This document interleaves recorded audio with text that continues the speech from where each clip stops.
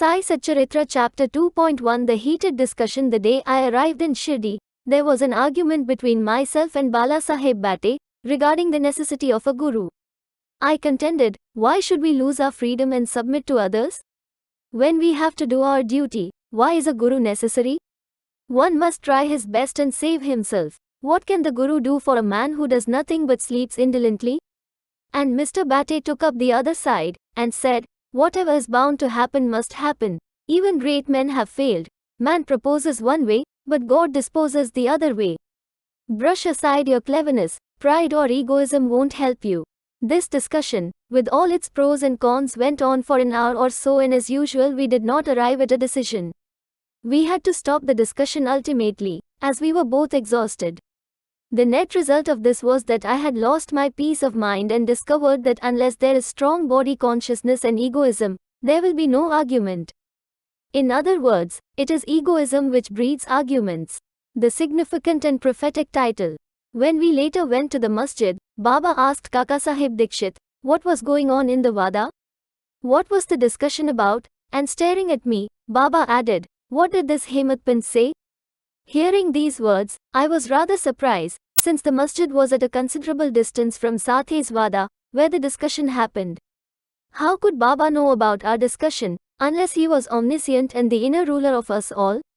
I began to wonder why Sai Baba would call me by the name, Hemant Pant. This word is a shortened version of the name, Himadripan.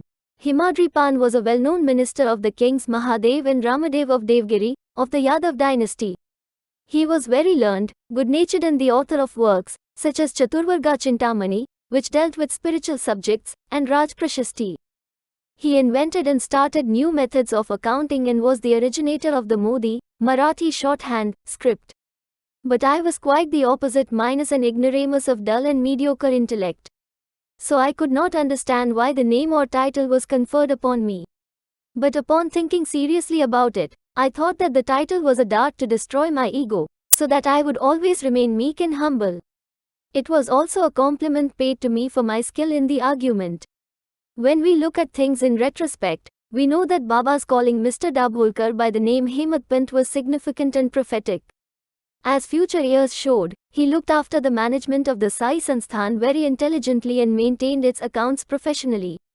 He was also the author of such a good work, the Sai Satcharitra, which deals with important spiritual subjects such as Janana, Bhakti, dispassion, self-surrender and self-realization.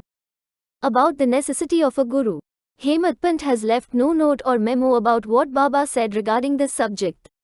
But Kaka Saheb Dikshit has published his notes regarding this matter. The day after Hemant Pant's first meeting with Sai Baba, Kaka Saheb went to Baba and asked whether he should leave Shirdi. Baba said, yes. Then someone asked, Baba, where should he go? Baba replied, high up. Then the man asked, how is the way that leads there? Baba said, there are many ways leading there. There is one way from here to Shirdi. The way that begins here is difficult.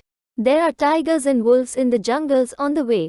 Kaka Saheb then asked, but Baba, what if we take a guide with us? Baba answered, then there is no difficulty. The guide will take you straight to your destination, avoiding wolves, tigers and ditches on the way.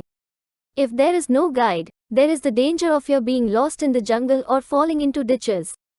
Mr. Dabholkar was present on this occasion and he thought that this was the answer Baba gave to the question about whether a guru was necessary. Thus, he took the hint that no discussion of the question minus whether man is free or bound minus is of any use in spiritual matters.